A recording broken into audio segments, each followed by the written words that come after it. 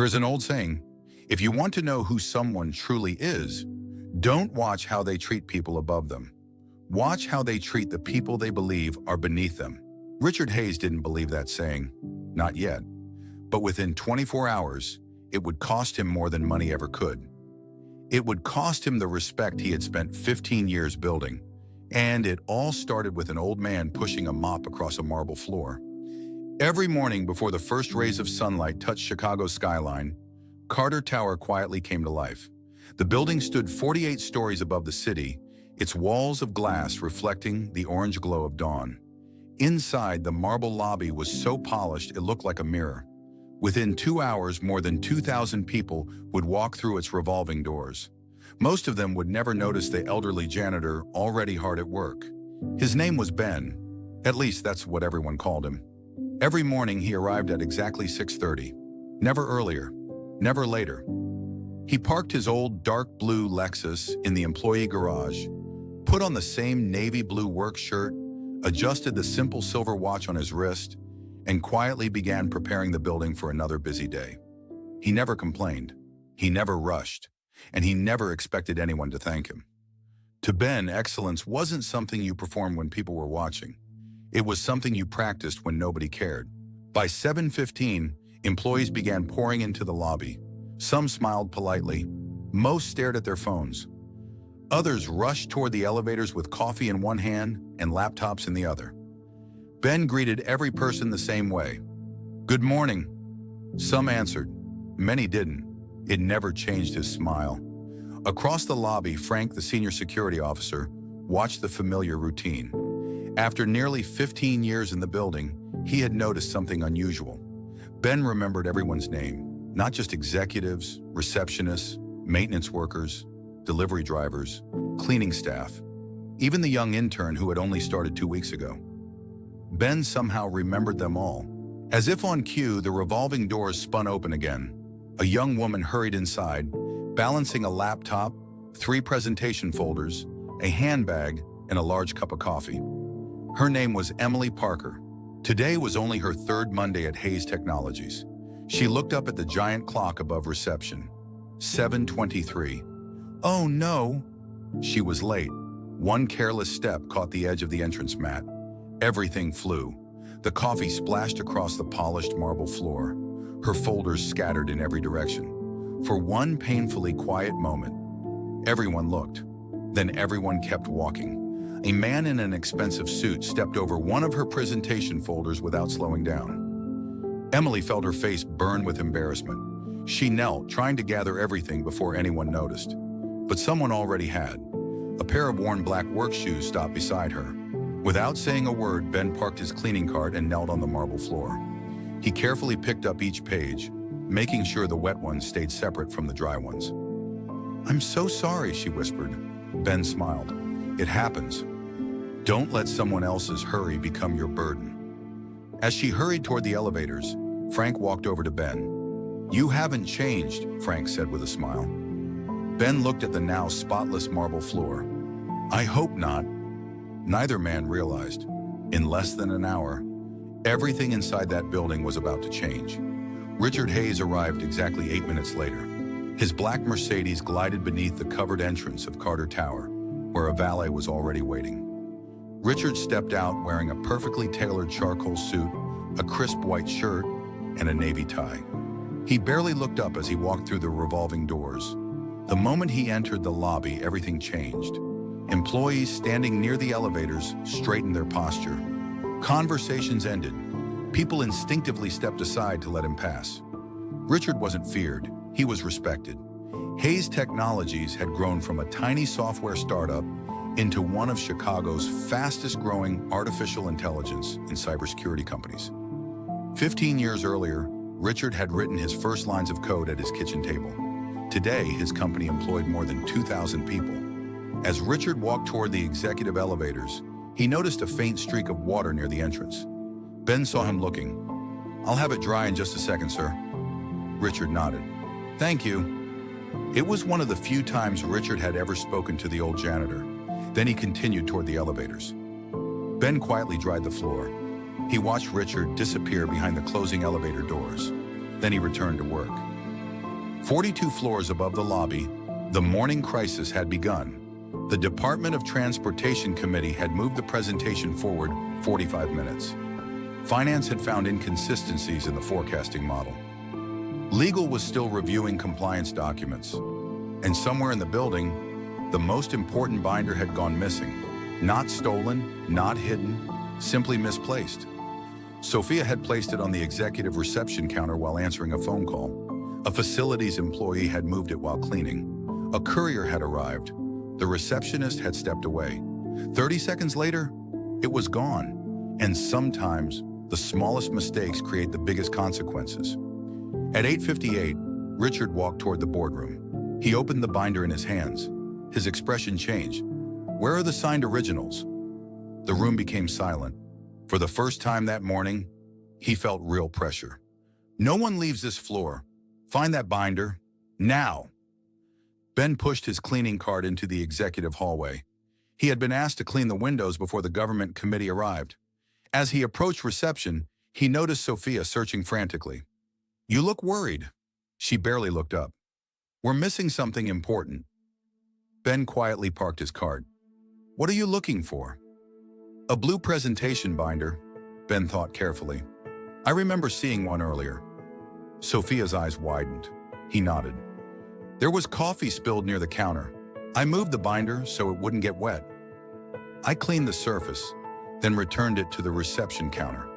Before Sophia could respond, Richard appeared. He looked at Ben. "You were the last person who handled it." Ben remained calm. "That appears to be true. And now it's gone. I can only tell you what I know." Richard took one slow step forward. "You moved documents that weren't yours?"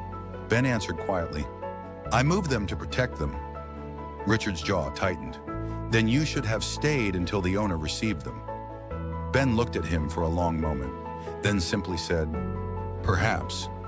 Neither man understood the other, and that misunderstanding was about to change both of their lives forever. Richard closed his eyes for a brief moment.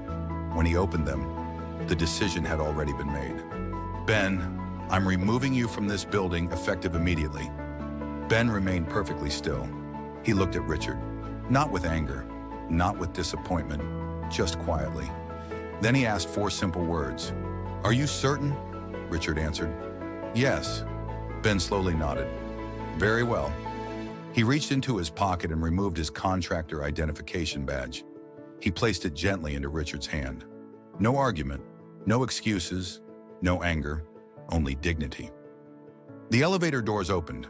Ben pushed his cart inside. He looked back one last time, not at Richard, not at the executives, at the building, as if saying goodbye to an old friend.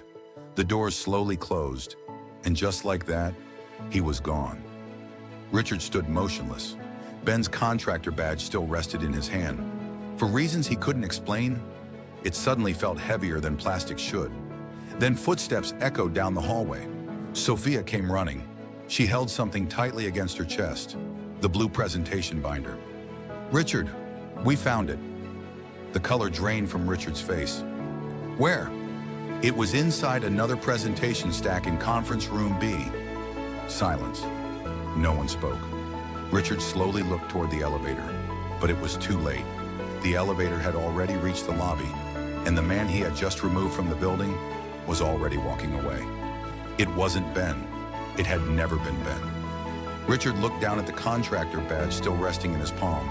For the first time in years, he questioned his own judgment, not because he had made a mistake, because he had made it too quickly. Daniel finally broke the silence. "You made the best decision with the information you had." Richard turned slowly toward him. "No." His voice was barely above a whisper. "I made the fastest decision, not the best one." The next morning, Richard walked into what he believed was a routine lease renewal meeting. He had no idea it would become the most important meeting of his life. The executive conference floor felt different. The walls were covered with photographs dating back decades. Black and white pictures of construction workers, old blueprints, families standing in front of completed buildings. Inside the boardroom, 12 people were already seated. At the far end sat Chairman Thomas Reynolds. One chair remained empty, positioned at the head of the table. The doors began to open. Polished black shoes, a perfectly tailored navy blue suit, simple silver watch, calm expression. Richard glanced up, then looked back at his notes. Something about the man seemed familiar. 2 steps later, Richard looked again. His breathing stopped. The old janitor, Ben. The room rose to its feet. Every board member, every attorney, every executive. Not because someone asked them to, because they always did when he entered. "Good morning," several people answered together. "Good morning, Mr. Carter." Richard felt the blood drain from his face. Chairman Reynolds smiled warmly. "Ladies and gentlemen, allow me to introduce the founder and chairman of Carter Commercial Properties, Mr. Benjamin Carter." Absolute silence. The old janitor, the man he had removed from the building yesterday, was sitting at the head of the table. Ben spoke softly. "I've always believed that buildings are easy to manage. It's people who are difficult. For the past month, I've spent my mornings inside Carter Tower, not as its owner, but as one of the people who keeps it running. I watched how people treated one another when they believed no one important was watching. And yesterday, my evaluation ended." He looked directly at Richard. "Mr. Hayes, if you had never learned who I was, if I had remained just an old janitor, would you still be standing here?" The question struck Richard harder than anything else Ben had said. Finally, Richard lowered his head. "I don't know. It shames me to admit that, but I don't know." Ben nodded slowly. "Thank you." "For what?" "For telling me the truth. That's the first honest answer you've given since this meeting began." Ben reached for the leather notebook. Hundreds of handwritten pages. No financial figures. No rent calculations. Just observations. He slid it across the table. Richard turned page after page, then stopped. The page was dated yesterday. His own name appeared at the top. Richard Hayes, brilliant, disciplined, visionary, respected by those who know his accomplishments. Still learning to see the people who make those accomplishments possible. Richard stared at the last sentence. It wasn't cruel, it wasn't insulting, it was painfully fair. He slowly closed the notebook. His voice cracked. "I failed." Ben shook his head. "No, you stumbled. Failure only becomes permanent when you refuse to learn." Ben reached for the unsigned lease agreement. He uncapped the fountain pen, signed the final page, then slid it across the table. "Hayes Technologies will remain in Carter Tower for another 10 years. But there is one condition." He slid one final document across the table. Its title read, Leadership Renewal Initiative. "You asked for another chance. I'm giving you one. Not because you're a CEO, because every person deserves the opportunity to become better than they were yesterday." Richard looked down at the document. For the first time in his career, he realized that the most valuable contract he signed that day had nothing to do with office space. It was a promise to become the leader his people already deserved. Over the next few weeks, small changes began appearing throughout the company. Executive parking spaces disappeared. Once a month, executives worked alongside different departments. Departments stopped blaming each other because they finally understood each other's work. 6 months later, Hayes Technologies was recognized as one of the best workplaces in Illinois. Not because salaries had increased, not because profits had doubled, but because employee trust had reached its highest level in company history. One cool autumn morning, Richard walked through the lobby of Carter Tower. A young janitor accidentally knocked over a bucket. Water splashed across the floor. Several employees looked, then kept walking. Richard stopped. Without hesitation, he knelt beside the young man. "Let me help." Within 30 seconds, 6 people were helping. Across the lobby, standing near the large windows. Ben quietly watched. Frank stood beside him.